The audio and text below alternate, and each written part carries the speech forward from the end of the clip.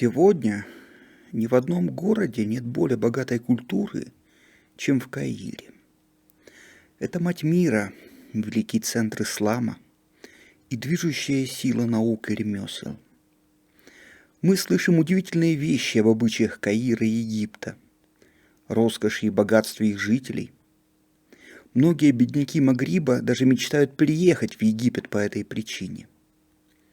Эти земли богаты, а их обитатели щедры и тратят на благотворительность больше, чем жители любого другого города. Однако это не совсем так, ибо секрет в том, что население Каира попросту больше, чем в любом другом городе, о котором только можно было бы подумать. Это слова из труда легендарного Ибн Халдуна, великого арабского историка и социолога XIV века. Будучи уроженцем Туниса, в 50-летнем возрасте он переехал в Каир, где прожил до самой смерти. Этот человек, лично беседовавший с Педро Кастильским и Тамерланом, хорошо знал, о чем говорил. Сегодня мы, наконец, начнем разговор о Каире и его истории.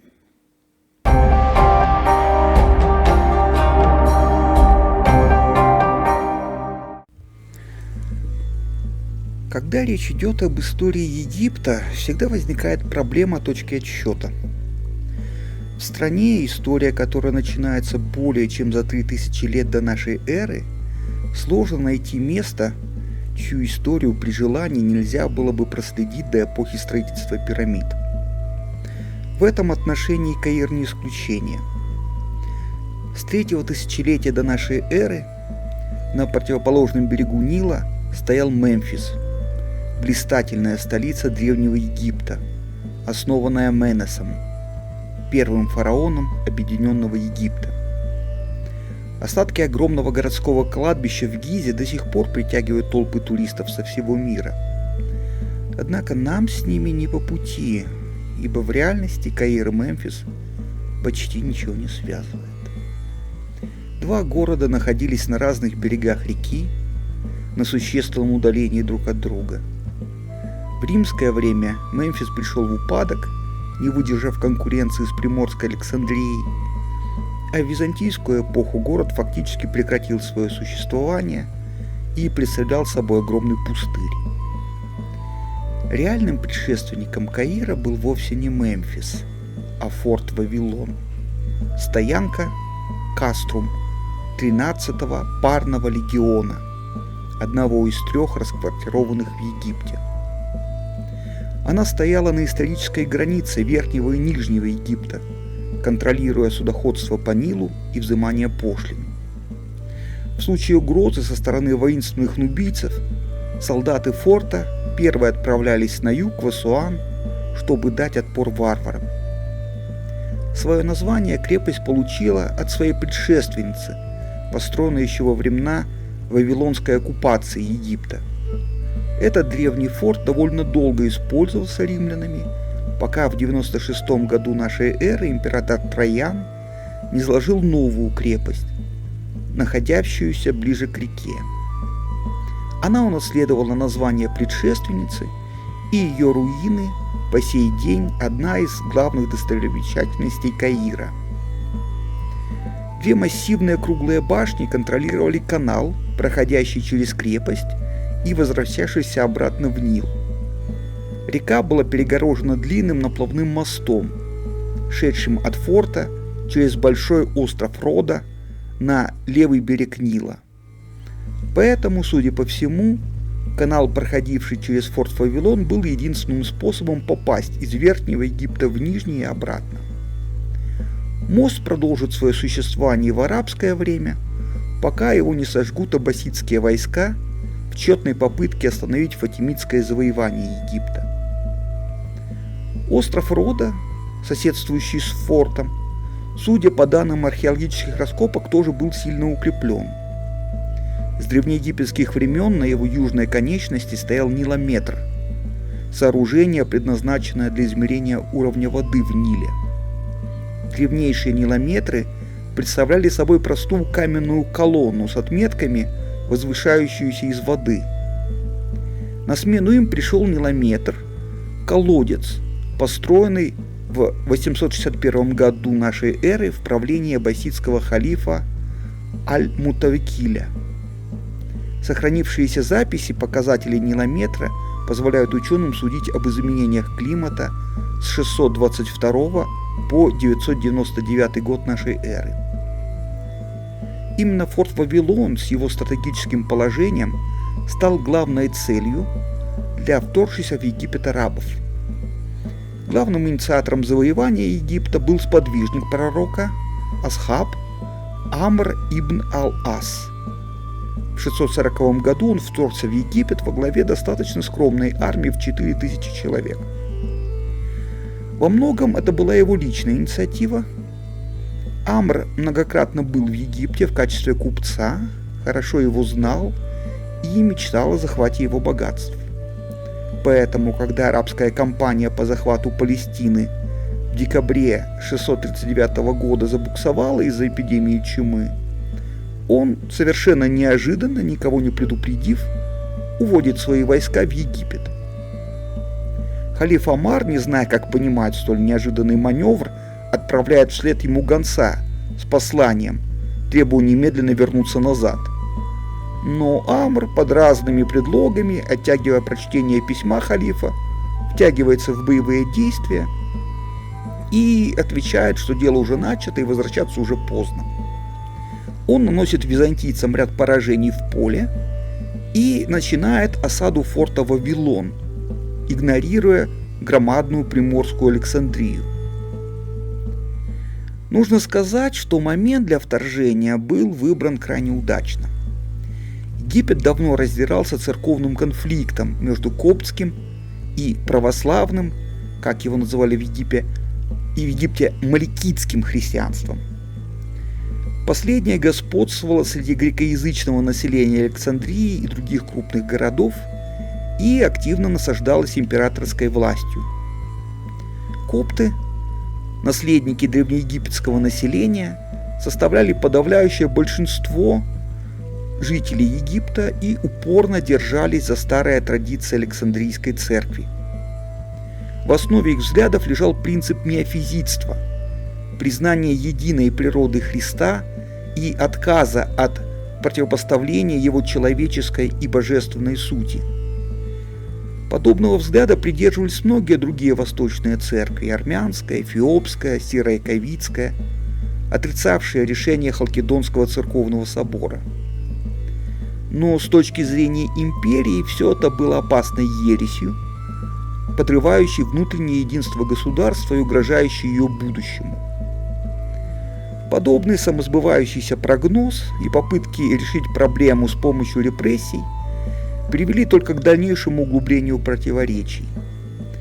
Борьба за сплошную халкидонизацию Египта, сопряженная с гонениями и конфискациями храмов и имущества верующих, взрастили в коптах стойкое ощущение, что империя – это не защитник, а скорее оккупант их земли. К этому добавлялся тяжелый налоговый гнет имперских властей. Поэтому не стоит удивляться, что большинство населения Египта смотрело на борьбу империи и арабов весьма спокойно. Чувствуя это, Амр ибн Ал-Ас параллельно осаде форта Вавилон начинает переговоры с православным патриархом Александрии Киром. Он фактически договаривается с ним о признании власти халифа Амара на условиях сохранения свободы вероисповедания в обмен на уплату джизьи, налога на иноверие. Но как только власть меняется, в Египет возвращается коптский патриарх Вениамин. В глазах большинства египтян он был героем и мучеником в борьбе за сохранение чистоты веры. Так, гонимая коптская церковь возвращает себе утраченные позиции. Арабы, видя в православных маликитах потенциальных агентов Константинополя, всячески поддерживали коптов, и на протяжении длительного времени коптские патриархи были неофициальными консультантами арабских губернаторов. Захватив Египет, Амр становится его первым наместником. Не чувствуя себя уверенно в многолюдной Александрии, куда в любой момент мог высадиться византийский морской десант, он переносит столицу вглубь страны. Форт Вавилон стал готовой цитаделью для нового города. Помимо Нила, церковь контролировала и восстановленный арабами старый канал, проходивший к северу от города. Он соединял Нил с Красным морем и Аравийским полуостровом, откуда в любой момент могла прийти военная помощь. Последним аргументом в пользу переноса столицы был страх халифа Омара, что фривольные нравы Александрии повредят благочестию арабов, и его воины падут жертвой искушений большого античного города. Так, вокруг форта Вавилон, из лагерей арабских племенных ополчений, насчитывающий до 15 тысяч человек, вырастает Фустат, первый мусульманский город в Африке и новая столица Египта. Изначально городом можно было назвать только сам форт Вавилон с прилегающими к нему кварталами, населенными коптами и евреями.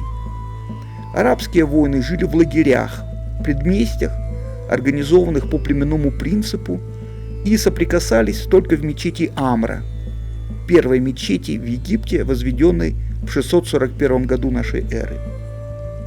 Подобное разделение было специально задумано Амром, чтобы не допустить кровавых межплеменных раздоров. Со временем лагеря разрастутся, соединятся друг с другом и сформируют единый город, который и будет известен как Фустат. Происхождение названия нового города дискуссионно. Согласно арабской легенде, во время осады форта Вавилон голубь снес яйцо на крыше палатки Амра, и он, растрогавшись, дал название будущему городу – Миср аль-Фустат – город палаток. Однако существует и другая версия, возводящая название города к латинскому слову «фосутум», то есть лагерь. Во времена халифата Омейядов Фустат не имел большого значения. Центром мусульманского мира в это время был сирийский Дамаск, и халифы вершили судьбы и возводили величественные постройки именно там. Тем не менее, Фустат, став новым административным центром Египта, начал привлекать все больше и больше новых жителей. Туда стекались купцы, обеспечивающие всем необходимым солдат, и образованные копты, работавшие в разрастающемся административном аппарате наместника, как писцы и администраторы. Так город, изначально бывший арабским военным лагерем, постепенно начал приобретать все более многонациональный характер.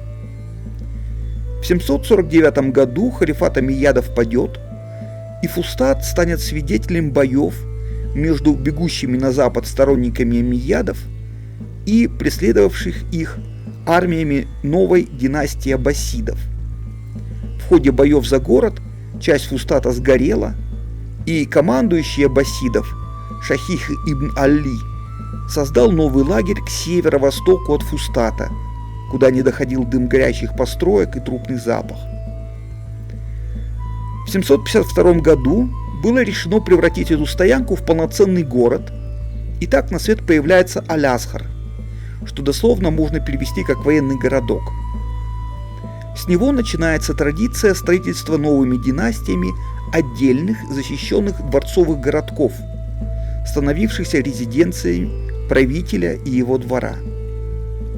В IX веке огромный аббасидский халифат войдет в период нестабильности. Воспользовавшись слабостью халифского двора, египетский наместник Ахмад ибн Тулун станет фактически независимым правителем Египта и основателем династии Тулунидов. Признавая религиозный авторитет аббасидских халифов, правивших из иракской Самары, он ни в грош не ставил их власть как правителей светских. Ахмад самостоятельно правил страной, не перечислял налогов в аббасидскую казну и разгромил несколько военных экспедиций, посланных против него. О влиянии этого выходца из тюркских гулямов халифа красноречивее всего свидетельствует диалог между халифом и дочерью Ахмада, выданной за него замуж. Согласно арабским историкам, в день свадьбы халиф сказал невесте: «Тебе повезло, ибо сегодня ты станешь женой халифа», на что немедленно получил ответ: «Повезло тебе, ибо ты сегодня станешь тестем моего отца». В правлении тулунидов Каир начинает расцветать. Ахмад закладывает новый город – Аль-Катай, ставший домом для двора тулунидов и их гвардии. Соперничая с халифом, он обустраивает свою резиденцию с большим шиком. К западу от дворца он строит большую мечеть Ибн Тулуна с необычным круглым минаретом с характерной спиральной внешней лестницей. Аль-Катай стал собственным поселением правителя, отгороженным от шума простонародного фустата и блистающим роскошью. Тут будет расположен большой майдан для конного пола и воинских упражнений, а стены дворца будут расписаны золотом на зависть соперникам. До наших дней из всего этого великолепия сохранилась только мечеть. В 905 году карательная экспедиция аббасидов свергнет наследников Ахмада ибн Тулуна и разрушит Катай. Рука халифских солдат не поднимется только на храм. Но все это тулунидское великолепие выглядит только разминкой перед приходом в 969 году новой династии – Фатимидов. Они бросят настоящий вызов аббасидам, создав свой альтернативный шиитский халифат. Возводя свою родословную к дочери пророка Мухаммеда Фатиме, новая династия настаивала на том, что халифом, предводителем мусульман, может быть только наследник пророка по крови.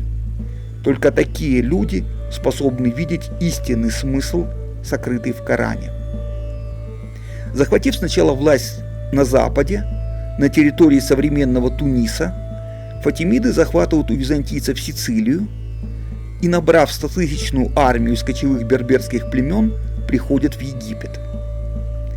Самой сильной чертой фатимидов была способность к поиску и выдвижению талантливых и амбициозных слуг, без оглядки на их происхождение. В известной степени у шиитской династии не было другого выбора. Большинство их мусульманских подданных, вплоть до падения династии, будут оставаться суннитами, и тревога по поводу их лояльности никогда не покидала фатимидских правителей. В этих условиях они были вынуждены искать поддержки среди многочисленных религиозных и этнических меньшинств. Поэтому эпоха фатимидов будет периодом невиданной доселе терпимости. Каждый, кто имел талант, амбиции и не боялся испачкать руки кровью конкурентов, имел шанс подняться до самых высот власти. Фатимидские халифы очень быстро пришли к выводу, что конкурировать с такими людьми бессмысленно, и гораздо лучше, сохранив за собой религиозный авторитет, передать политическую власть подобным самородкам. Те, прекрасно понимая, что смена династии закроет перед ними все двери, хранили верность своим шиитским господам. В случае же опасного самоуправства халиф всегда мог возвысить нового талантливого фаворита, чтобы приструнить, а если нужно и устранить взорвавшегося временщика. В результате фатимидская система с завидной регулярностью поставляла двору очень талантливых и амбициозных полководцев и администраторов, способных действительно на великие дела.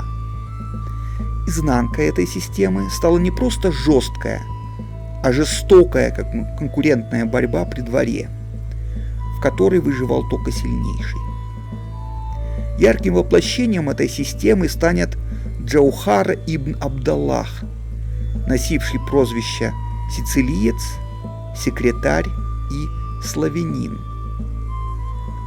Он был мамлюком византийского, а скорее конкретно славянского происхождения, поднявшийся с самого низа.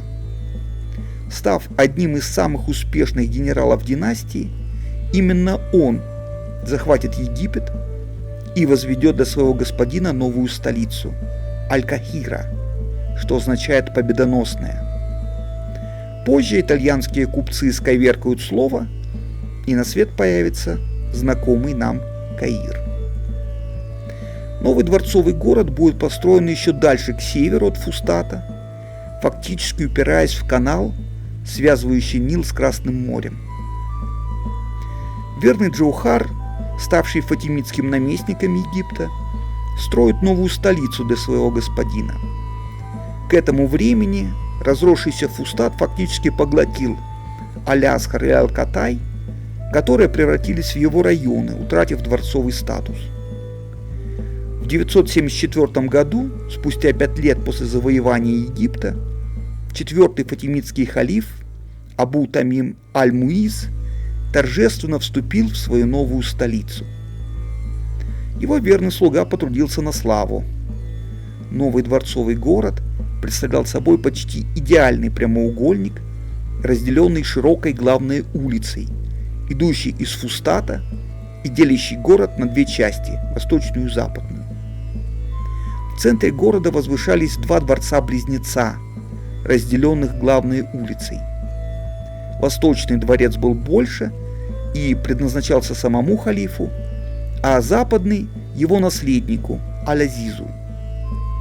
В городе были обширные сады, майдан и две мечети – Аль-Асхар на юге и Аль-Хаким на севере.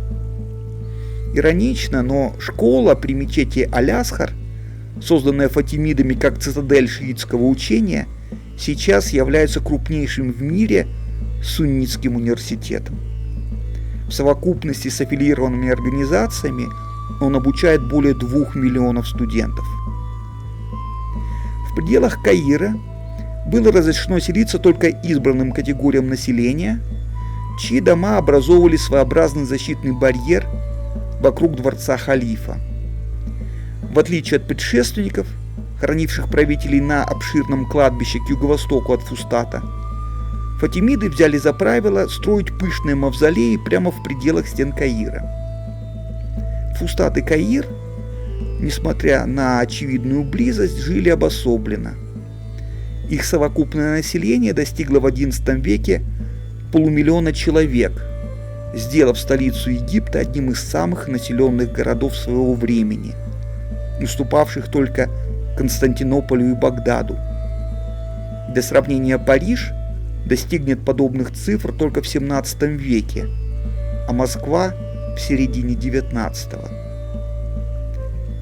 Каир, как центр придворной жизни, был закрыт для простолюдинов, которые могли попасть за стены, только предъявив специальный пропуск. На протяжении последующих веков полиэтничный торговый Фустат все ближе и ближе подступал к стенам Каира, что в конечном итоге приведет к сращиванию двух городов. Население Фустата постоянно росло и жило преимущественно в высотных до 5 этажей многоквартирных домах. Эти постройки были прямым наследником римских инсул, многоквартирных жилых комплексов. Отличительной чертой их египетского варианта было отсутствие внешних балконов. Согласно строгим нормам мусульманской морали, любой контакт женской части семьи с внешним миром должен был быть строго ограничен, и наблюдать их с улицы было нельзя. Даже окна были забраны ажурными деревянными решетками и машрабиями. Последние представляли собой мини-балкончики, забранные со всех сторон решетками. Они служили своеобразными воздухозаборниками, позволяющими вентилировать внутреннее помещение. Женщины могли наблюдать через них за тем, что происходит на улице, без опасности быть увиденными. Крыши домов были местом семейного отдыха, поделенным деревянными перегородками, не позволяющими посторонним наблюдать за отдыхающей на воздухе семьей. Нередко на крышах сажали небольшие деревья в керамических горшках, чтобы обеспечить тень в дневное время. Основным строительным материалом в городе был кирпич. Камень был дорог и добывался в основном в руинах древнеегипетских Мемфиса и Гизы, которые постепенно разбирали. В городе действовало проточное водоснабжение и система стоков нечистот. Крепкий средний класс мог позволить себе отдельные дома с обязательным внутренним двориком. Согласно писанным и неписанным стандартам, высота стен, окружающих подобный дворик, должна была быть выше уровня глаз человека, едущего по улице на верблюде.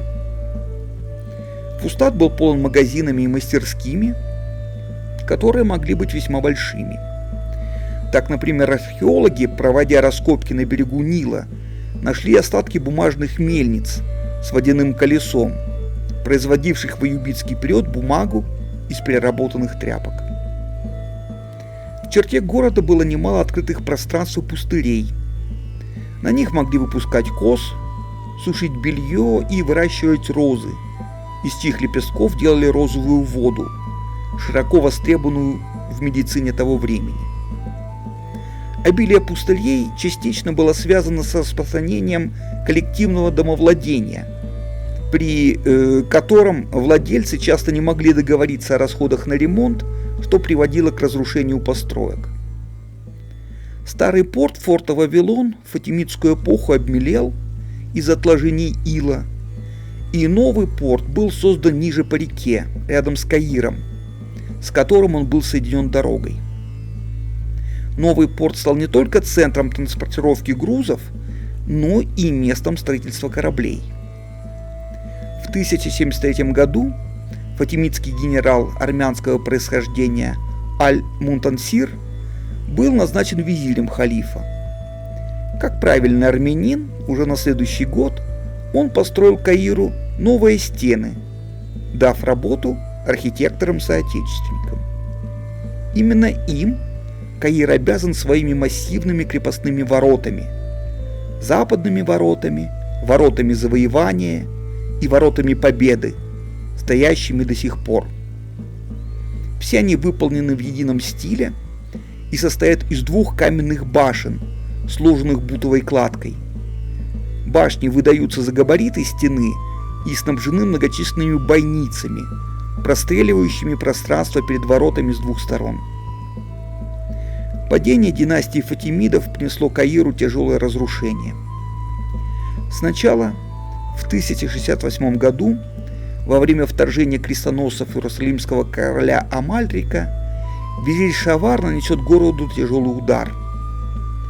Боясь, что огромный, плохо укрепленный Фустат будет взят крестоносцами и превращен в укрепленную базу, он приказал населению покинуть город, а сам Фустат сжечь с помощью 20 тысяч горшков с нефтью. По словам Аль-Макризи, пожар Фустата бушевал 54 дня, а огонь подымался до самого неба. Таким образом, когда Салах ад-Дин пришел к власти, он получил огромное пепелище на месте Фустата и фактически нетронутый Каир, который физически не мог вместить все выжившее население. Однако фатимидский Каир пришелся благочестивому Саладину не по вкусу. Роскошные дворцы-близнецы и пышные постройки Каира в его глазах были свидетелями греховного образа жизни фатимидских халифов-еретиков. Выросший в Сирии, молодой человек не привык к подобным излишествам и не стремился сохранить этот, как ему сказалось, вертеп разврата и порока. В дворцы-близнецы были заселены его амиры, довольно быстро разграбившие их. Когда у Юсуфа дошли руки до благоустройства Каира, дворцовый комплекс был уже в таком состоянии, что его было проще снести, чем восстанавливать. Юсуф, будучи ортодоксальным суннитом, не желал ассоциироваться со старой династией и приказал разобрать дворцовые постройки, сделав Каир обычным жилым кварталом. Тем не менее, на город у Саладина были большие планы. Он первый решил объединить Фустат, Аль-Асхар и Каир в один мегаполис, окруженный многокилометровой крепостной стеной. В качестве резиденции для своей династии он задумал построить новую цитадель на восточной окраине города. Она должна была быть расположена на склонах Мукадамских холмов и представляет из себя неприступную крепость в лучших традициях сирийской фортификации. Планы перестройки Каира были настолько масштабными, что даже огромные доходы Египта не могли их полностью обеспечить. Стена, окружавшая Фустат и Каир, так и осталась недостроенной. А вот цитадель была полностью закончена и превратилась в поистине неприступную твердыню.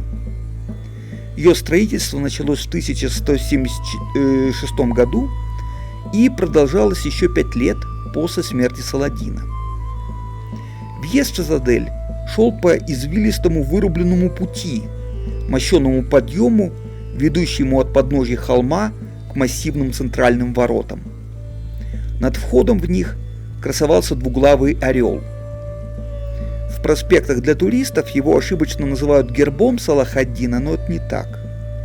Двуглавый орел был одним из символов Имад-ад-Дина Занги, который унаследовал его от тюркской династии сельджуков. Осторожный Юсуф, следуя советам отца, выбил герб господина на самом видном месте, чтобы эмиссары могучего Атабека видели его сразу при въезде в цитадель. Со временем каменный барельеф потерял обе головы, но тем не менее сохранился до наших дней. В цитадели, в толще скалы, был вырублен колодец в 90 метров глубиной. Он состоял из 2 вертикальных шахт, расположенных одна над другой. До места их соединения сверху вела винтовая лестница. В боковом помещении располагались валы, подымавшие воду наверх с помощью сакия, водяного колеса. Понимая ограниченную пропускную способность колодца, Саладин также построил новый акведук, снабжавший город и цитадель речной водой. Он шел от высокой шестигранной башни, стоявшей на берегу Нила вглубь города. На вершину башни воду также подымали валы, а оттуда, уже под влиянием гравитации, вода текла в город. Строительство акведука будет закончено уже в XIII веке в правлении султана Аль-Камиля. У подножия цитадели располагался огромный майдан, построенный Аль-Камилем для игры в конное поло и упражнений в искусстве фурусии. Именно Аль-Камиль, первый из алюбитских султанов, переехал в цитадель и будет жить и обустраивать ее. Иронично, но сам Салах-ад-Дин появлялся в своем детище крайне редко, проводя все свое время в Сирии, столь важной для него политически и столь близкой его сердцу. Именно там, в Дамаске, он умрет в марте 1193 года. Признаться, мне слегка неловко за сегодняшний рассказ. Потратив так много времени, я о многом так и не успел рассказать. Если эта тема показалась вам интересной, пишите в комментариях, о чем еще вы хотели бы услышать. На сём я прекращаю дозволенные речи. Мир вам. Разрушитель людей. Невоспетый герой средневекового Каира.